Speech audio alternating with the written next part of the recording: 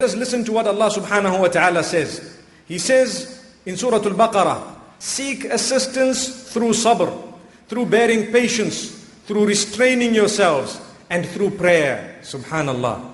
Seek assistance to achieve whatever you want, to pass the tests of Allah subhanahu wa ta'ala. Seek assistance to do that by bearing sabr and by engaging in salah. Indeed, it is very difficult to do this, except for those who are pious, those who are humble, those who will adopt the laws of Allah subhanahu wa ta'ala wholeheartedly. For them it will be simple to engage in sabr. Let us take a look at the types of patience we have. There are three major types of sabr that we as Muslimin are taught. The first is the endurance required in order to fulfill the commands of Allah subhanahu wa ta'ala. The second is the restraint required in order to abstain from the prohibitions of Allah subhanahu wa ta'ala. And the third is the acceptance of the decree of the Almighty when calamity comes in our direction. So these are the three types of patience. A lot of people think that only the third one is known as sabr.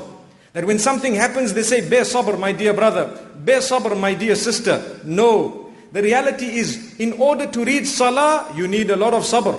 You need to really endure the cold water, possibly the time, or you need to give up your sleep. In order to abstain from backbiting, you need to restrain yourself. That is also known as sabr. So this is known as sabr, that is also known as sabr.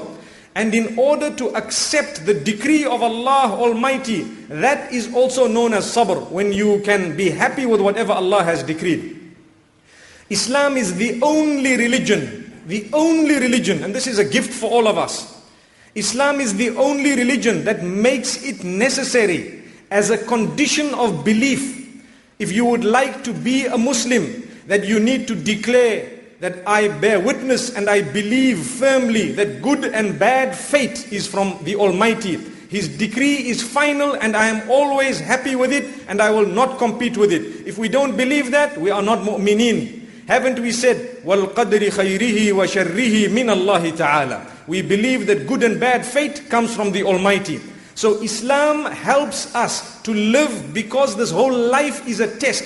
Allah subhanahu wa ta'ala promises us that He will test us. And already in advance we have declared that we will never compete with the decree of the Almighty. We believe that He is in command. We will play our role and the rest we will leave in the hands of the Almighty. Whatever He then decides to do, we will surrender to it. May Allah subhanahu wa ta'ala never make us from those who question His decree and who question His power and His independence and the fact that He is in supreme control.